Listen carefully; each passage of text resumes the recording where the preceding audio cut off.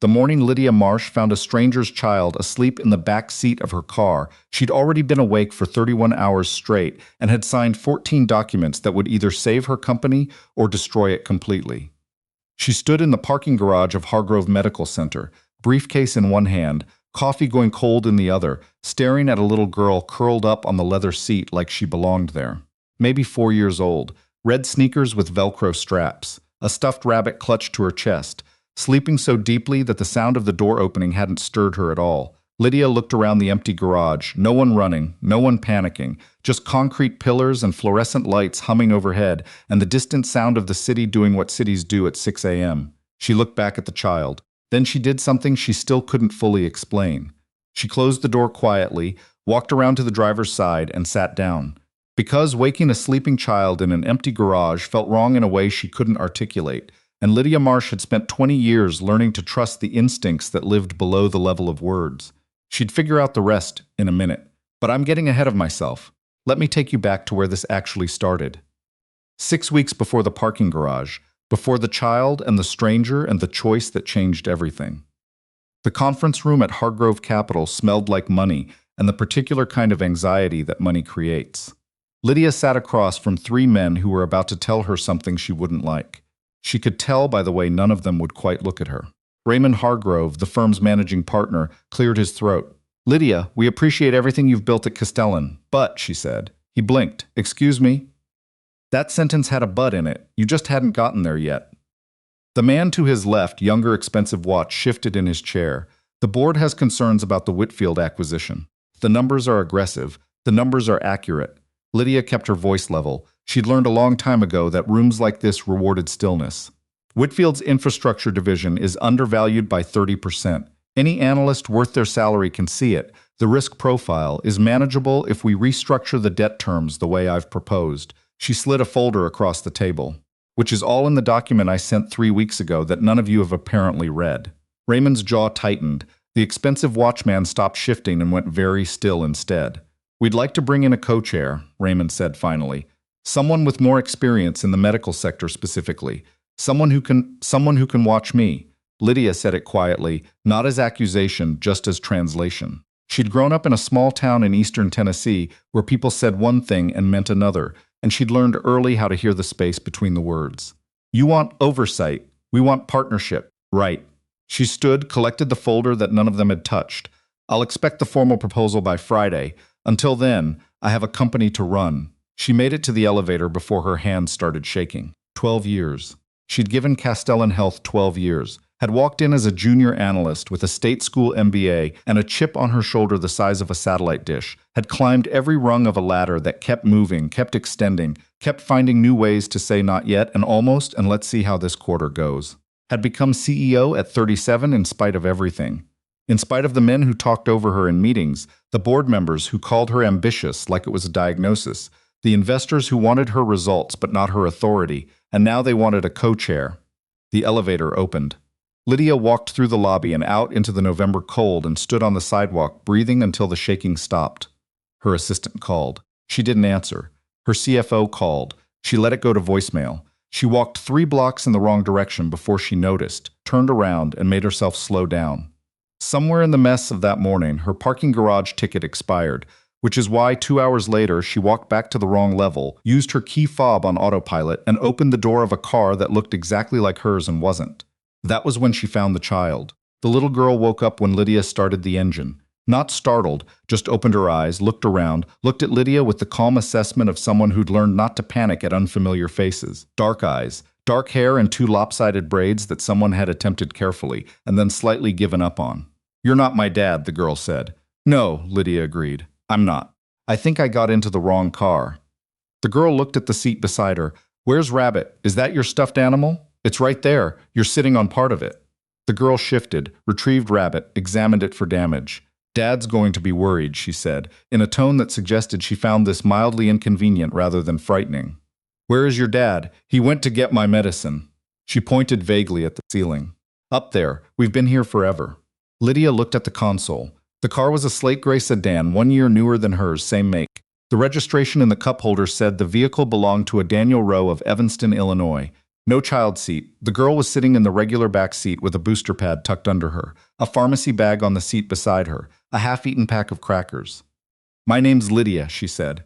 "What's yours, Piper?" The girl studied her. "You have the same car as my dad. I noticed. I'm very sorry for scaring you. I wasn't scared," said with complete sincerity. "I was asleep. Can you stay here until he gets back? He worries." Lydia had a board call in 40 minutes. Her CFO's voicemail was probably an emergency. She had 12 years of carefully managed momentum that was currently under threat from men in suits who thought oversight was the same thing as support. "Sure," she said, "I can stay."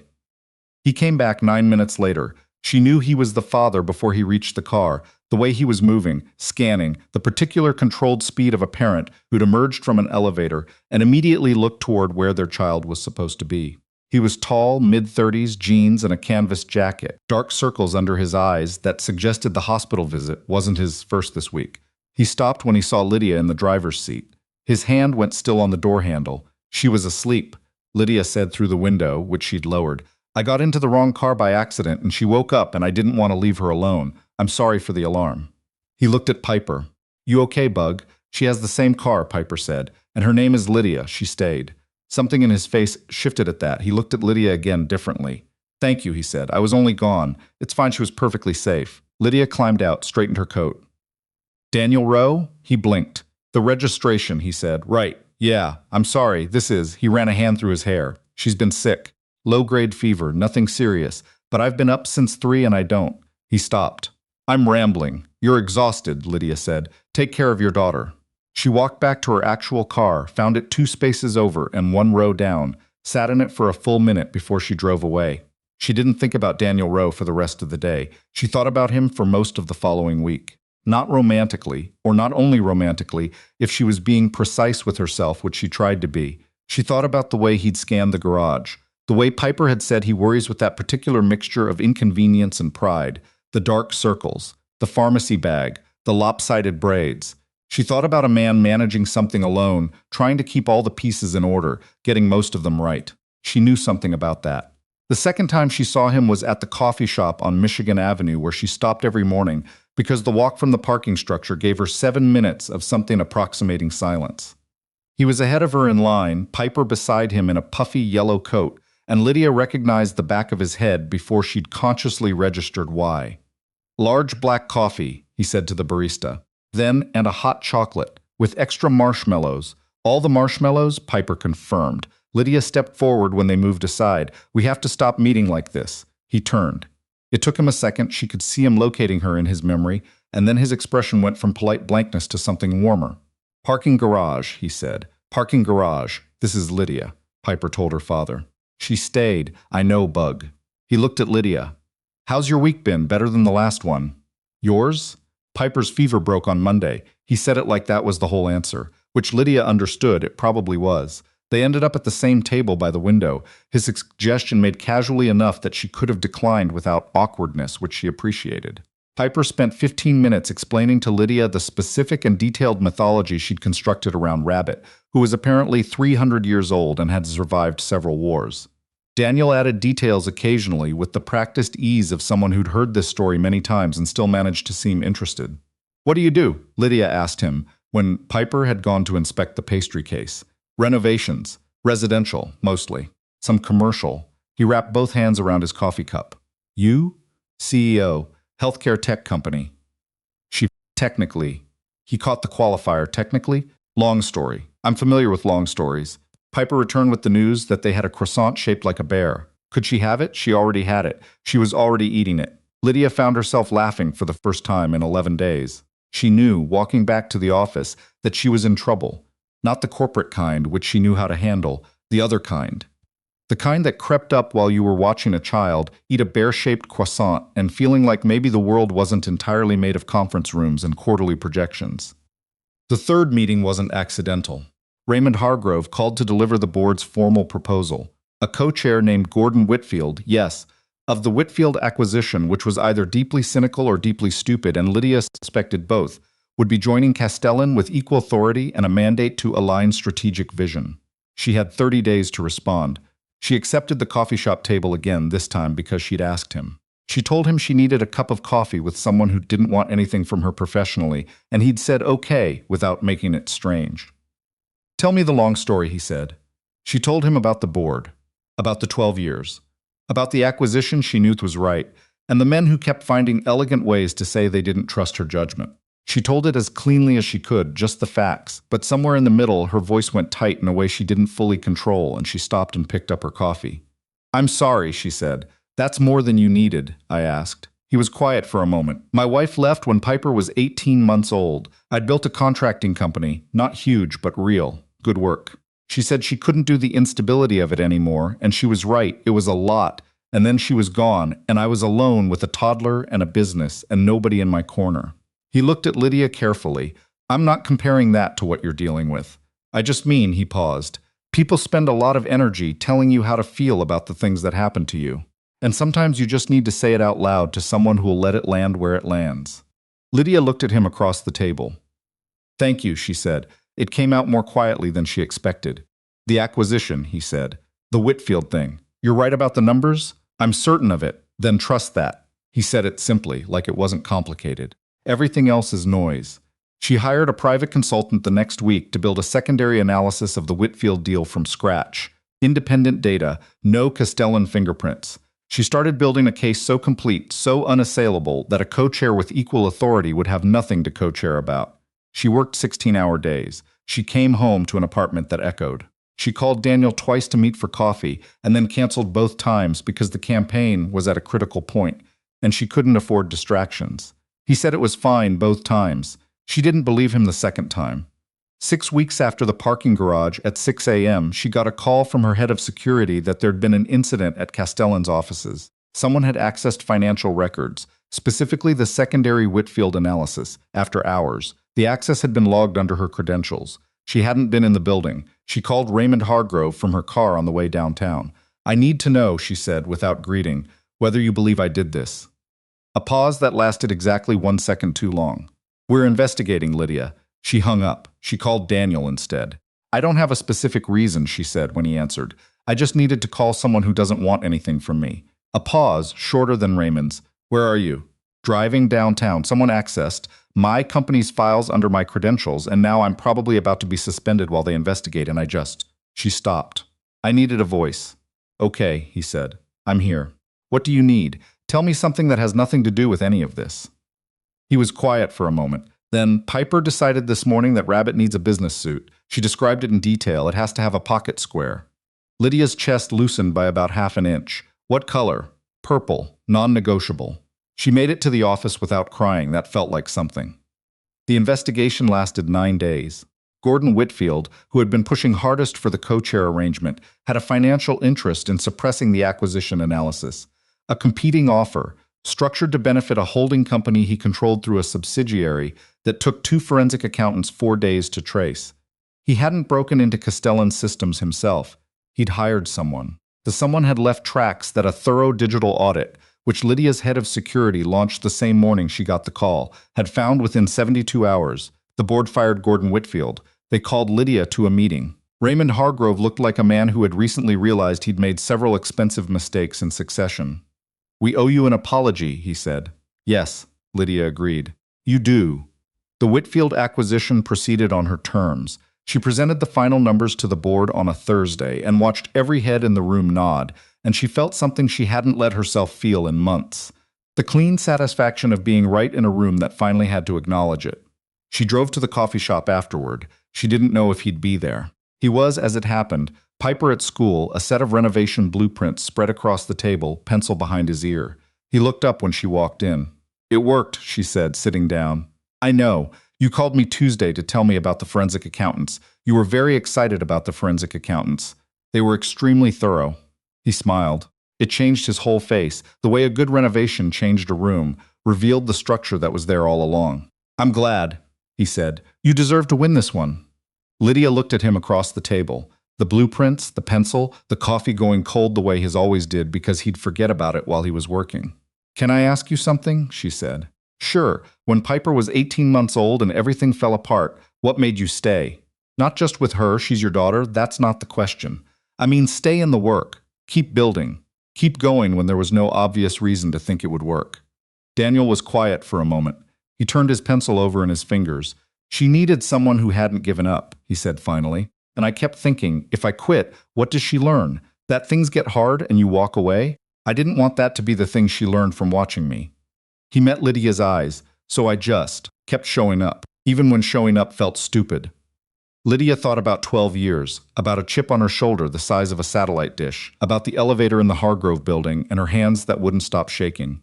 I've been showing up for 12 years, she said. I know. He said it with a certainty that surprised her. I can tell. You show up like someone who decided a long time ago that stopping wasn't an option. The coffee shop was loud around them, other people's lives pressing in from every direction. Lydia sat in the noise and felt, unexpectedly, something like peace. Piper asked about you, Daniel said after a minute. She did? Last week. She wanted to know if Lydia was coming to coffee. I said I didn't know. He looked at her. I'd like to be able to tell her something more specific. Like what? Like Lydia's coming to dinner on Saturday. He said it without performance, just the fact of it. If that's something you wanted to do. It was not a small thing, Lydia understood. For a man who moved as carefully as Daniel did, who'd been managing alone for 3 years, who'd built all his walls with Piper's protection in mind, it was not a small thing at all. Yes, she said, that's something I want to do. Dinner was pasta from a jar, improved significantly by additions Daniel made while explaining each one to Piper, who stood on a step stool at the counter and had appointed herself quality control. The apartment was small, Evanston neighborhood, furniture chosen for durability over aesthetics. Piper's drawings covered most of the refrigerator door. Rabbit presided from a chair at the table. Lydia sat in the middle of all of it and felt something she hadn't felt in a very long time. Not like she was performing adequacy, but like she was actually where she was supposed to be. Rabbit needs a chair at the table, Piper informed her gravely.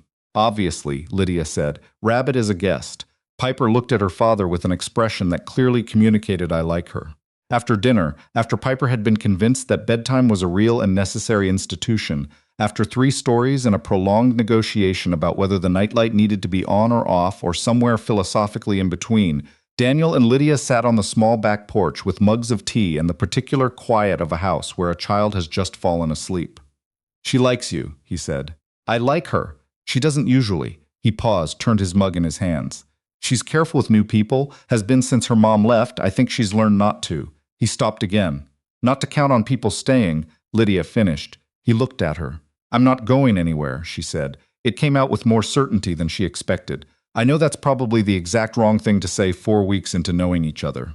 But I'm not someone who says things I don't mean, and I mean that. Daniel was quiet for a long moment. The city hummed beyond the porch railing. I believe you, he said. That scares me considerably. I know. I'm not very good at. He exhaled. I built everything around keeping her safe and keeping things simple and not letting anyone close enough to matter because mattering means risk, and I've got enough risk on my hands. Daniel.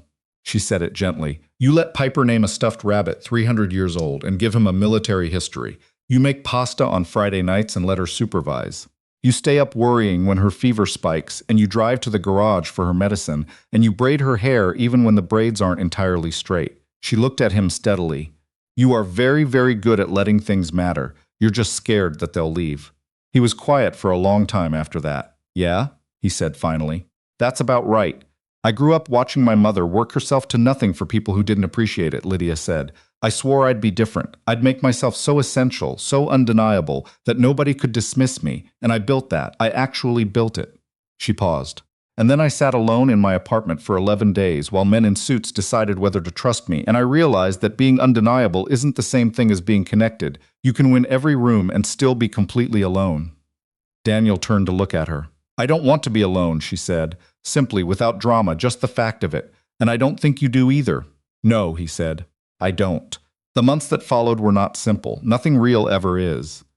There was the Whitfield integration, which ate 6 months of Lydia's life and several of her weekends and produced results that justified every minute. There was Piper's art show at school, which Lydia attended, and at which Piper presented a painting of Rabbit in a purple business suit with a pocket square, which she had titled My Family and which featured in slightly uneven crayon 3 figures, a tall one, a small one, and a medium one with what appeared to be a briefcase. Lydia cried in her car afterward. She was not ashamed of this. There was a board meeting at which Raymond Hargrove, to his credit, told the full assembled membership that Lydia Marsh had been right about everything and should have been trusted from the beginning, and that the firm was grateful for her patience with their failures of judgment. It wasn't enough. It was also more than she'd ever expected to hear, and she took it for what it was. There was a Sunday morning 9 months in when Piper climbed into the spot between them on the couch, positioned Rabbit carefully on the armrest, and said without looking up from her book, "Can Lydia come on vacation with us?" Daniel looked at Lydia over the top of Piper's head. "That depends," Lydia said. "Where are we going?" "The beach," Piper said. "There's a beach house. Dad rented it already. There's a place to keep Rabbit safe from sand." "Well," Lydia said, "if there's a sand-safe zone for Rabbit, I don't see how I can say no." She went on vacation. She helped Piper build a sand structure of considerable ambition. She sat with Daniel on the porch of the beach house at night and watched the Atlantic and talked about everything and nothing in the way that's only possible when you've stopped being afraid of what the other person will think.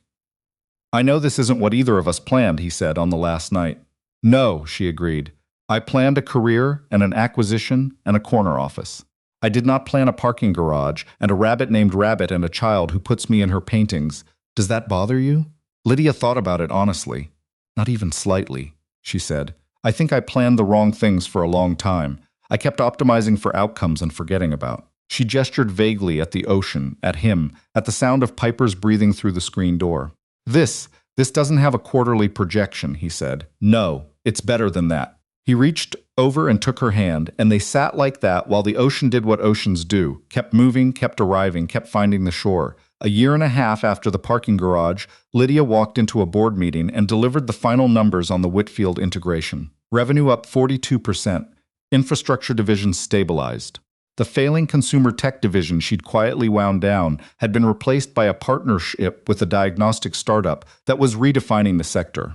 Every projection she'd made had landed within 3% of actual. The board gave her a standing ovation.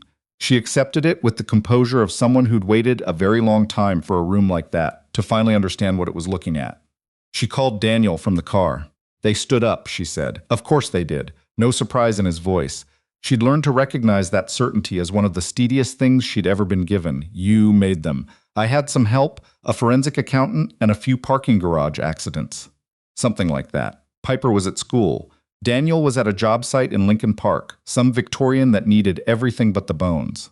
Lydia drove to meet him because she could, because she wanted to, because 12 years of learning to want the right things had finally, maybe, pointed her somewhere worth going. He was on the porch when she pulled up, talking to a member of his crew.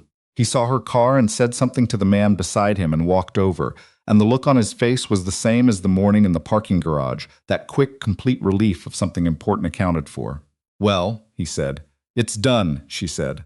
"All of it." He pulled her into a hug, and she let him, and for a moment they stood on the porch of a house that was being rebuilt from the inside out, and she thought, this is the thing the 12 years were for. Not the corner office, not the boardroom, not the standing ovation, though she had earned that, and it had mattered, and she wouldn't pretend otherwise. This. The arms around her, the site work in the background, Piper's Sunday painting on her refrigerator door at home, the plan she hadn't planned. That evening, the three of them ate dinner at the small kitchen table. Rabbit in the fourth chair, purple pockets square intact. Piper described in considerable detail the plot of a book she was reading about a horse who learned to trust again after something bad happened. And wasn't it interesting, she said, looking up with those dark, serious eyes, how trust was like a muscle, her teacher said. You had to practice it or it got weak. Daniel caught Lydia's eye across the table. Your teacher's right, Lydia said.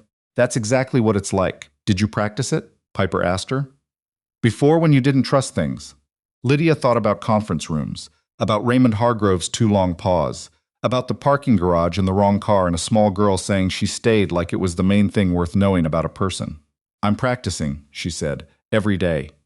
Piper nodded, satisfied, and went back to her book. Under the table, Daniel found Lydia's hand. She held on.